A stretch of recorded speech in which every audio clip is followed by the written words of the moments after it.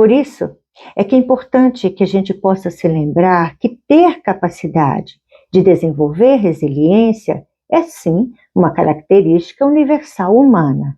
Entretanto, esperar que todos apresentam a mesma resiliência em face dos desafios é desconsiderar a singularidade de cada um e também a complexidade de suas jornadas. E é justamente por isso que o Emmanuel nos faz um alerta, que quem de nós já experimentamos a segurança psicológica capaz de nos fazer suportar os lances difíceis da caminhada humana, não podemos nos esquecer que os outros, notadamente aqueles que nos cercam, nem sempre já conseguiram a resiliência espiritual que nos caracteriza, as atitudes e os passos. Ou seja, se você possui uma capacidade robusta de lidar com as adversidades, de enfrentar os desafios e as suas próprias dores, não projete nas outras pessoas essa sua capacidade. Eles não possuem a mesma capacidade que você. Por isso, nunca será justo julgar a tempestade alheia pela calma da sua alma.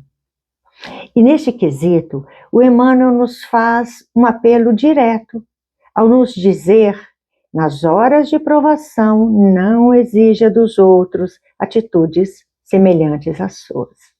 Porque nós não podemos cobrar do outro atitudes que estejam além da sua capacidade emocional ou espiritual. Isso não seria justo.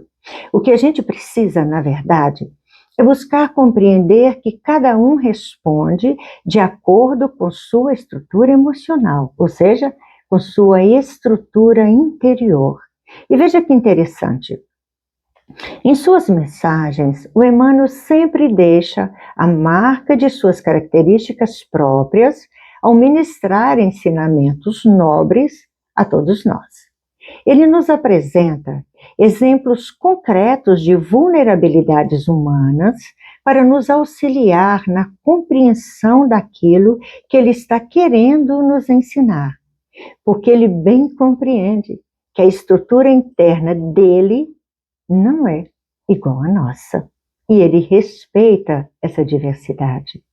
Então, ele nos ensina através de exemplos que alguns não toleram agravos pessoais sem se desajustarem emocionalmente, que outros não suportam prejuízos sem se molestarem.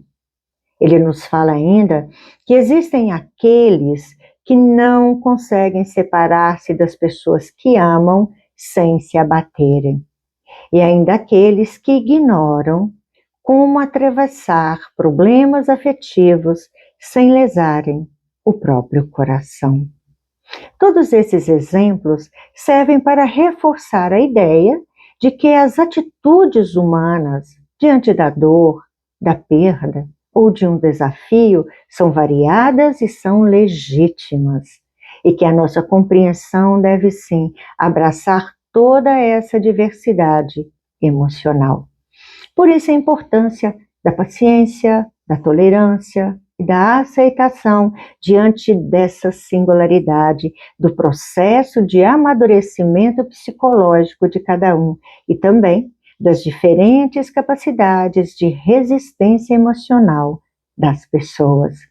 E é exatamente por isso que o Emmanuel nos orienta acerca da atitude correta que devemos adotar diante das dificuldades alheias. Ele nos convida ao não julgamento, independentemente do grau de proximidade que a gente tem com a pessoa que se encontra em sofrimento psíquico. Em vez de condenar, ele nos convida a oferecer reconforto e coragem. E isso significa dar apoio emocional, em vez de criticar ou ficar comparando atitudes. Nosso orientador espiritual nos diz que nossas exigências podem se transformar numa chaga invisível de desânimo precursora